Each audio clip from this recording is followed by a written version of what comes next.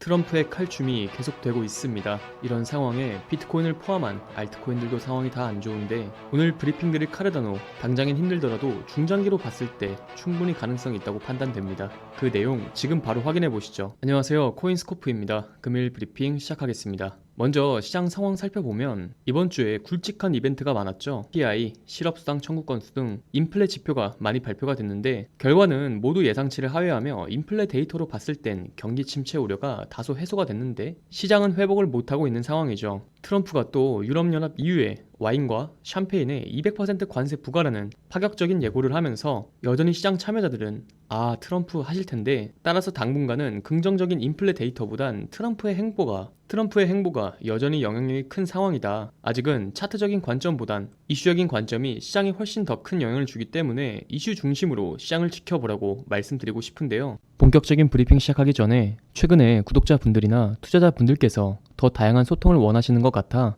소통망을 비롯한 전용 커뮤니티 카페를 오픈을 했습니다. 여기선 다양한 투자자들의 투자 스킬과 관점 공유, 그리고 다양한 전문가들의 시황 분석 및 구체적인 차트 트레이딩 관점을 공유드리고 있고, 더불어 이제는 더 이상 누구를 따라하는 게 아니라 나만의 투자 관점과 나만의 투자 스킬을 늘려서 시장에서 꾸준하게 롱런할 수 있게 만드는 개개인의 트레이딩 머슬까지도 키워드리고 있으니까 꼭 참여하셔서 많은 도움 받아 가시고. 자, 그럼 본론으로 돌아와서 카르다노 ADA 살펴보자면, 최근 SEC에서 카르다노를 포함한 알트코인 ETF 승인 전부를 연기하면서 불확실성이 커지고 있죠. 한 분석가는 카르다노 가격이 전쟁 중이다 라고 표현을 하기도 했는데, 하지만 그럼에도 카르다노 전망은 앞으로는 좋을 거라고 생각이 되거든요. 우선 유명 투자자 알렉스 베커는 현재 가격에서 최소 4배에서 5배 상승 가능성이 크다고 전망을 했어요. ADA와 같은 고급 레이어 1 코인 자산들이 향후 강한 반등을 보일 것이라고 분석을 했는데, 베커는 카르다노가 최근 하락세를 보이고 있지만 이는 2020년 코로나 폭락이나 FTX 사태 이후에 시장과 유사한 상황이라며 장기 보유자에게는 매수 기회라고 주장을 한 거거든요. 이 말에 전적으로 동의를 하는 게, 사실상 상승할 때 따라 타는 것보다 하락할 때 분할 매수를 해서 올라갈 때 팔아야지 손실 리스크도 줄이고 수익률도 좋을 거라고 생각하는 게 제 생각이거든요. 근데 아마 많은 사람들이 반대로 하기 때문에 머리 어깨 부분에서 물릴 수밖에 없고, 차라리 저점에서 매수를 못했는데 올라가 버린다면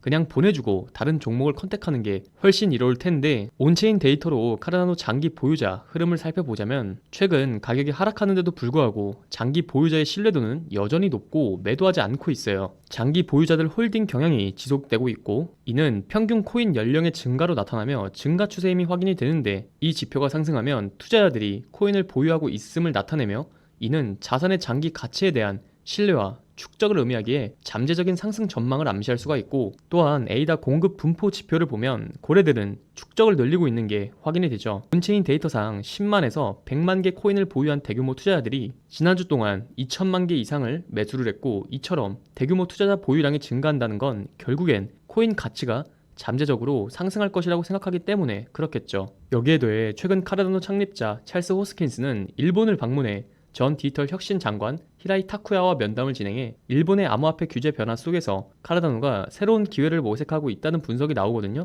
일본에 방문한 호스킨스는 히라이 전 장관과 디지털 혁신, 영지식 암호화, 블록체인, 인공지능 AI 등의 주제를 논의했고, 히라이 전 장관은 이번 만남이 의미 있는 의견 교환이라고 평가를 했습니다. 기본적으로 카르다노와 일본의 관계는 매우 깊죠. 2015년 일본 오사카의 한 레스토랑에서 카르다노 프로젝트가 시작됐으며, 2015년에서 2017년 에이다 프리세일 투자자의 90% 이상이 일본 투자자였으며, 또한 카르다노는 네트워크 출범을 기념해 도쿄에서 대규모 행사를 개최한 바가 있기에 이번 방문은 일본이 암호화폐 친화적인 정책을 추진하는 가운데 이루어졌으므로 긍정적인 시그널로 해석을 할 수 있다고 보거든요. 일본 정부는 암호화폐 세율을 55%에서 20%로 인하하는 방안을 검토 중이며 암호화폐 자산 분류 변경을 논의하고 있는데, 이러한 변화가 실현될 경우 일본은 아시아의 암호화폐 허브로 성장할 가능성이 크고, 현재 미국을 중심으로 친암호화폐 정책이 전 세계적으로 번지고 있는데, 강대국인 일본도 크립토 산업에 본격적으로 뛰어든다면 시장 파이는 무궁무진하게 커질 것으로 생각이 되고, 그 중심에는 비트코인과